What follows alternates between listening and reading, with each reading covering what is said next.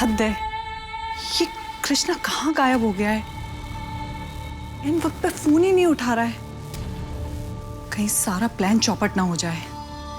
और ये विक्रांत भी अभी अपने साथ कृष्णा को ले जाना जरूरी था।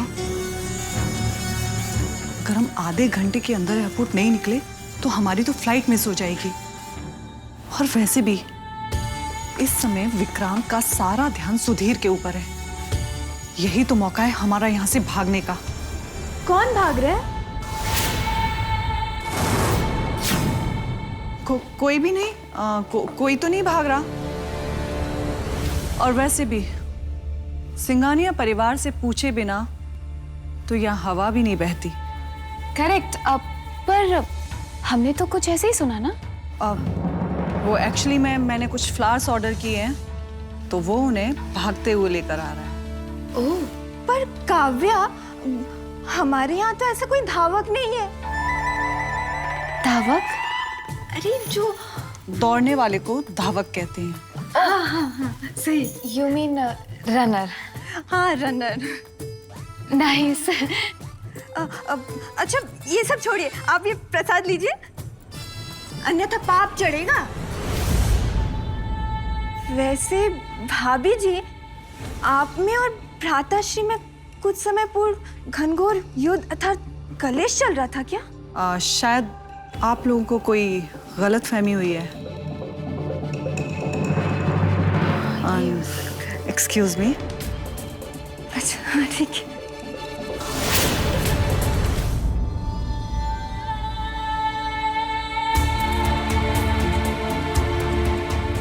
कृष्णा प्लीज फोन उठाओ प्लीज। ये हम दोनों की जिंदगी का सवाल है।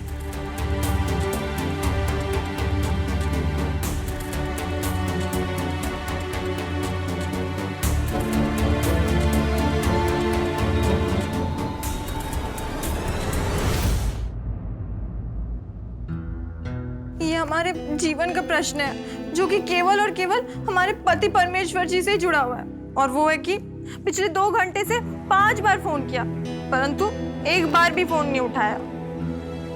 अब तो उनके हवाई जहाज के प्रस्थान होने का भी समय हो गया होगा। कहीं फिर से किसी कन्या के चक्कर में पदभ्रष्ट तो नहीं हो गए? हे ईश्वर, अब क्या करूं?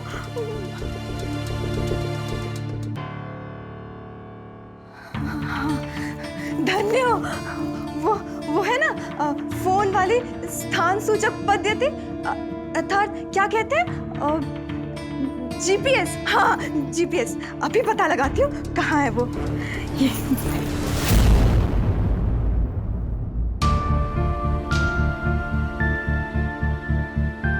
ये कहाँ?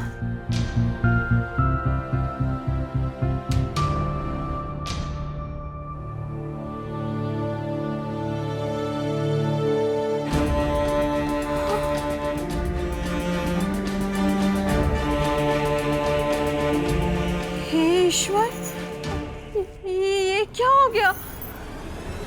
ये तो अभी तक हवाई जहाज के लिए पहुंचे ही नहीं। और ये स्थान सूचक पद्धति तो ये दर्शा रही है कि वो पिछले 2 घंटे से राजमार्ग पे ही है। ये अवश्य किसी कन्या का चक्कर है। सही में पाप चढ़ेगा। हाँ, इस बार हमें उन्हें रंगरलियां मनाते हुए रंगे हाथ पकड़ना होगा। चालक, चलो गाड़ी निकालो। चालक, कहाँ गए हैं ये?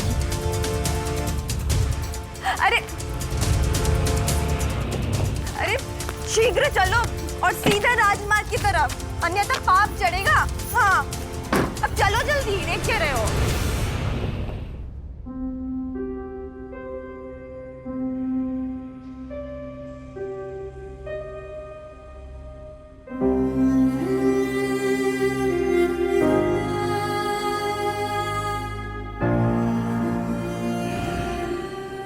चलो निकलो यहाँ से बाहर जाओ।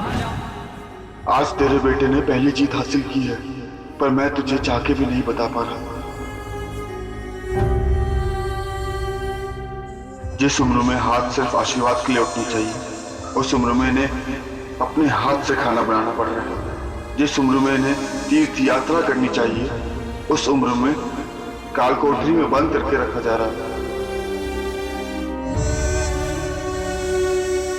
माँ, तेरे इन जख्मों का आधा हिसाब तो कर आया हूं, और जल्द ही ये हिसाब भी पूरा हो जाएगा। अरे तू उधर क्यों खड़ा है? हाँ, अंदर आ।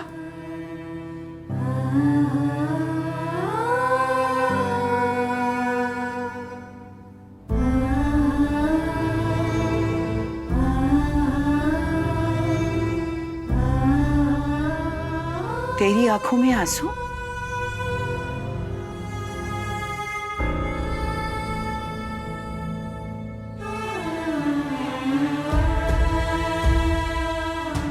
तू कुछ नहीं बोलेगा, लेकिन मैं जानती हूं ये आंसू अपनेपन के हैं, किसी की जीत की खुशी के हैं। लेकिन बेटा, तेरी जीत पर मुझे गर्व है।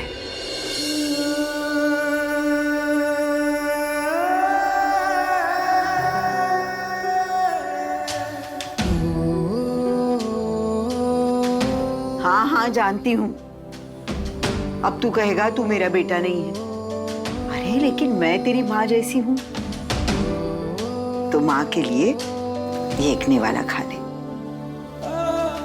चल खा ले, खा ले।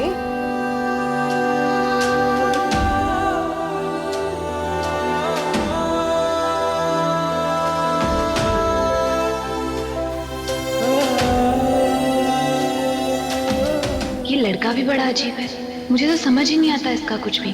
आखिर ये है क्या? कभी पत्थर की तरह सख्त तो कभी मोम की तरह मुलायम।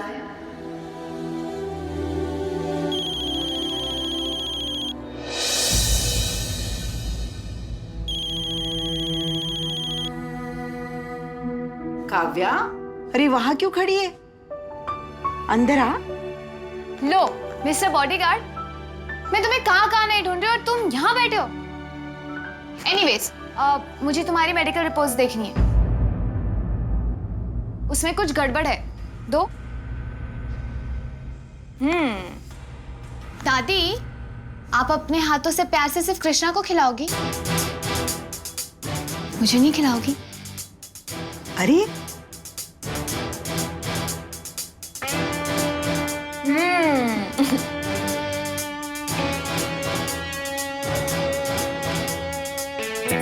सो मिस्टर बॉडीगार्ड, रो रहे थे? अपने दिमाग का इलाज कराओ, कृष्णा रोता नहीं है। ठीक है बाबा, मान लिया कि कृष्णा रोता नहीं है, मगर ये क्या, तुमने मेरी प्यारी सी दादी से दोस्ती कर ली? ये मेरा दोस्त नहीं है, तो दोस्त से भी बढ़कर है।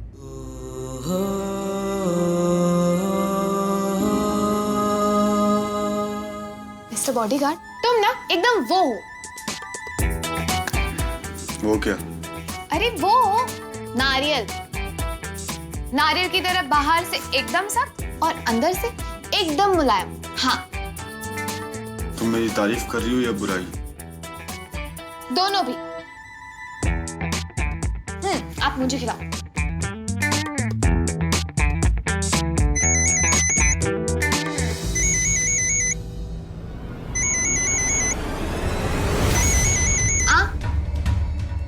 मैं चलता हूँ।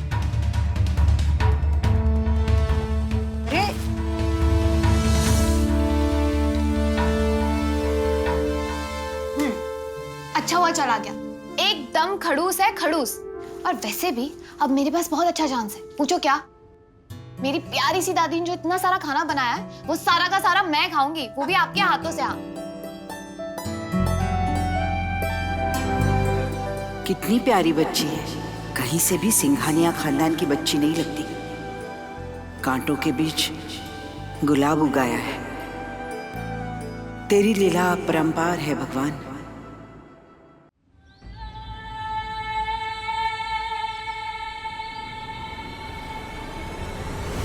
कहाँ थे तुम अभी तक? कब से तुम्हें फोन कर रही हूँ और तुम्हारी हिम्मत कैसे हुई मेरा फोन काटने की? गुस्सा करना बंद करो, पहले मेरी बात सुनो। जब तुम्हारा फोन आ रहा था ना तो विक्रांत और सब लोग वहीं थे। तुम क्या चाहती हो विक्रांत के सामने तुम्हारा फोन उठा?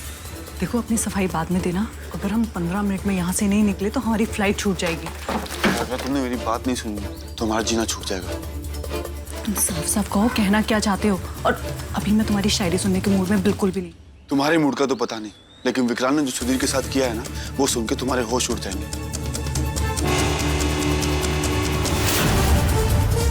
तुम मजाक तो नहीं कर रहे? मजाक तो हमारा बन जाएगा अगर हम यहाँ से भागे तो। सोचो उसने अपने जीजा सुधीर के साथ क्या किया। तो तुम तो उसकी बीवी हो और मैं उसका एक मामूली सा बॉडीगार्ड।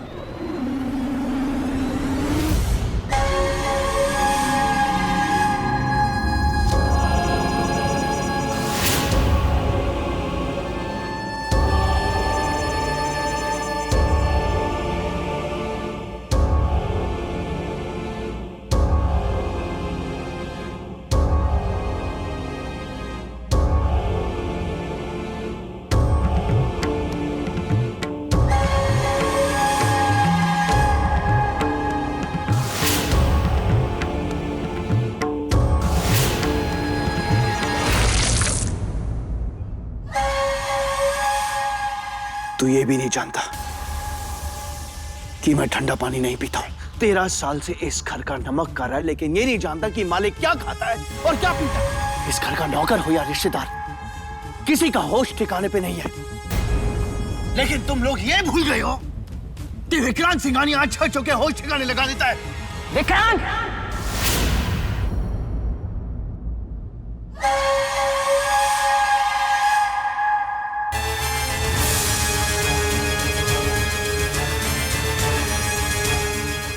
तुम जाओ।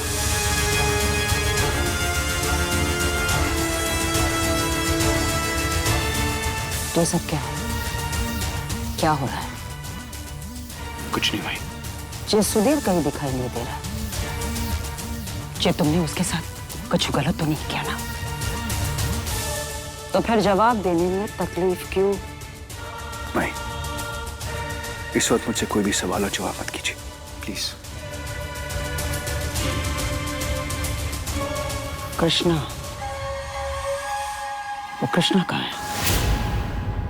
वो तुम्हारे साथ क्यों नहीं है? यहीं कहीं होगा भाई, मैं देखता हूं। कृष्णा!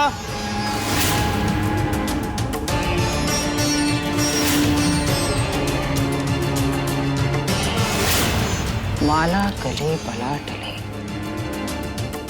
ये कौन सी बला आने वाली है जिसका संकेत मेरी भड़कती आंख मुझे दे रही है? कुछ गलत होने जा रहा है, बहुत ही गलत। समायरा!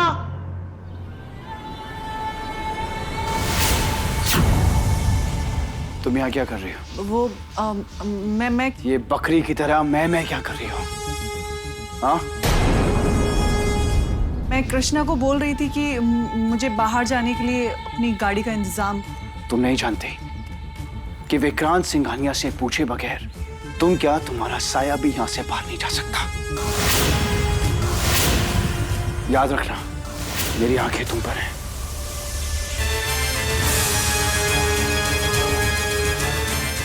तुम्हारी पल पल की खबर है मेरे पास। विक्रांत सिंघानिया, सुधीर की ये हालत करने के बाद भी तेरे दिमाग से शक नहीं गया। अब देख इसका मैं कैसे फायदा उठाता हूँ।